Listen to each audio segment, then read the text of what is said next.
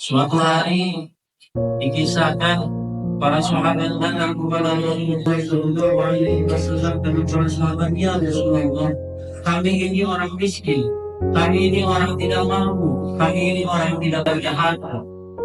Sedangkan beberapa sahabat yang lain adalah orang-orang kaya, mereka punya harta, mereka bisa meresmikan dengan harta mereka. Kami iri dengan mereka, kami tidak bisa bersedekah. Mereka sholat, kami juga bisa sholat seperti mereka sholat. Kami puasa, mereka juga berpuasa. Sering untuk amalan seperti itu, tetapi bagian sedekah mereka bisa, kami tidak bisa, ya Rasulullah. Maka saking mudahnya Islam, Rasulullah memberikan solusi. Kata Rasulullah, maukah aku beritahukan satu amalan yang amalan ini apabila kalian lakukan, maka amalan ini bisa mengimbangi dengan amalannya orang-orang kaya yang bisa bersedekah. Dan para sahabat mengatakan, sungguh ya Rasulullah, amalan apa itu yang kami bisa mengimbangi amalan mereka yang punya harta yang bisa bersedekah? Kata Rasulullah, selepas sholat jangan sampai tinggalkan baca Subhanallah 33 kali, Alhamdulillah 33 kali, Allahu Akbar 33 kali. Maka dengan amalan itu yang cuma dibaca 33 kali bisa mengimbangi amalannya orang-orang yang bisa bersedekah. Betapa mudahnya kita menjadi umatnya Rasulullah. Bahkan bapak-bapak hadirin jamaah rahimahullah, seperti sebentar lagi kita akan melaksanakan yang namanya Lebaran Kurban, Idul Adha namanya, di mana orang-orang yang diberikan rezeki kemampuan berlebih untuk mengorbankan hartanya dengan menyembelih kurban. Ada yang bersiap dengan sapinya, ada yang bersiap dengan dombanya. Tetapi ketika kita merasa tidak mampu, tidak punya untuk bisa ikut berkurban seperti mereka, orang yang diberikan kelebihan rezeki oleh Allah,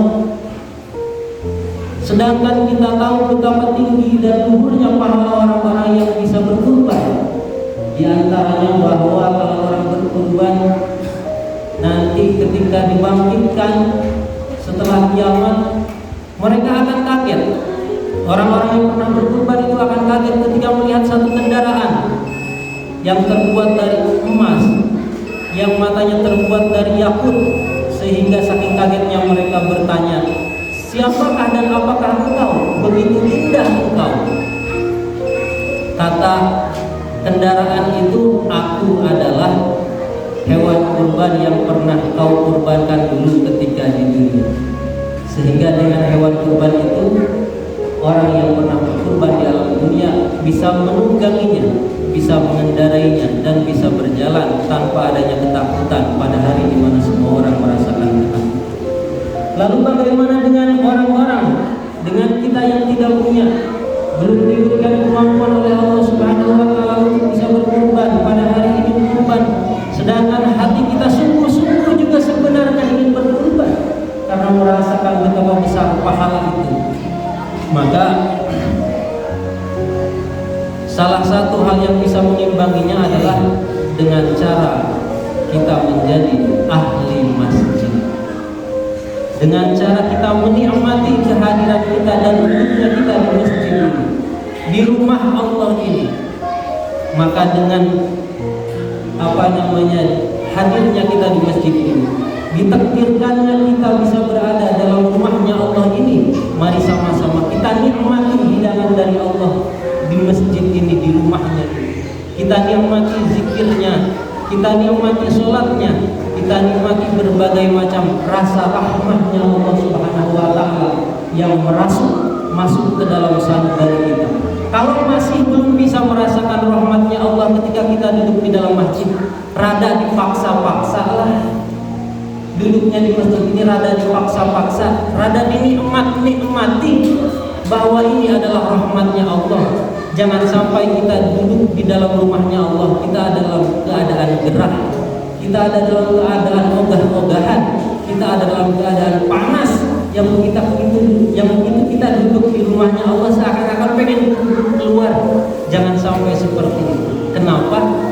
Karena kata Rasulullah SAW, sab'atun, ada 7 golongan, yuzilluhumullahu fi zillihi yauma la zilla illa zilluh, yang akan dinaungi dengan naungan dari Allah Subhanahu wa taala, di mana tidak ada naungan selain naungan dari Allah Subhanahu wa taala. Dan salah satu dari 7 golongan itu adalah warajulun qalbuhu mu'allaqun bil masajid, yaitu orang yang hatinya selalu terpaut ingin bisa bernikmat-nikmat di dalam rumahnya Allah Subhanahu wa taala.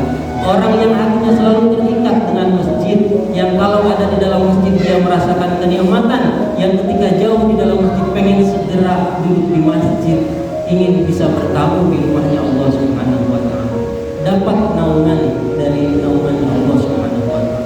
Yang kedua, kenikmatan orang yang bisa ta'alluq dengan masjid adalah pada hari nanti kita berjalan menyeberangi jembatan Shiratal Mustaqim, dikisahkan bahwa ada banyak orang-orang yang berhenti terlebih dahulu sebelum menyeberangi jembatan Shiratal Mustaqim tersebut.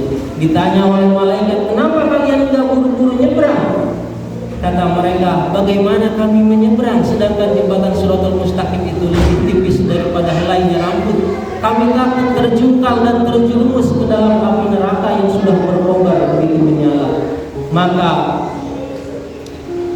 Malaikat Jibril mengatakan, ketika di alam dunia seseorang bisa melewati lautan dengan perahu, maka hari ini berangkatlah menyeberangi jembatan Shiratal Mustaqim dengan kendaraan yang bernama masjid. Nanti masjid yang biasa kita nikmati untuk ibadah kepada Allah Subhanahu wa taala akan dihadirkan untuk kita menjadi kendaraan kita dalam menyeberangi jembatan Shiratal Mustaqim. Untuk itu kami dari Masjid Darussalam mengajak bapak-bapak sekalian, apabila kita sedang ditakdirkan oleh Allah Subhanahu wa taala berada di dalam masjid ini, maka mari sama-sama kita rada paksain hati kita untuk merasakan nikmat rahmat Allah Subhanahu wa taala.